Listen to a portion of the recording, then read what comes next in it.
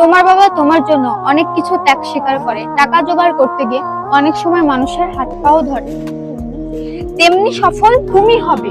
তোমার নিয়ত রাখো ঠিক, ওই নিয়তের কারণে তুমি হয়ে যাবে একদিন ফিট। বেঁচে থাকতে ঠিক করে যাও তোমার কবরের জায়গা, তখন কেউ দিতে পারবে না তোমাকে অনুগ্রহ বা দীক্ষা।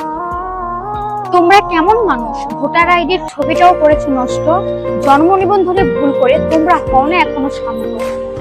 হালাল টাকা দিয়ে তোমার দিতে হবে কোরবানি, আল্লাহর সন্তুষ্টির জন্য, তখন আল্লাহই করবে তোমার উপর মেহেরবানি। ফ্রিজে রাখেন, জমায়ে রাখেন, করবেন আপনি সব, আত্মীয় স্বজনদের মাঝে দিয়ে দিবেন, আপনার পাশে থাকবেন রব। কারে দেখাবো মনের দুঃখ, কারে বলবো এসব কথা, এসব কিছু মেনে নিয়ে মনে অনেক ব্যথা। অধীনস্থ আপনার থেকে একটু বোকা, এটা সত্যি কথা, ওনাকে বুঝিয়ে দিবেন, এটাই আপনার কর্মদক্ষতা।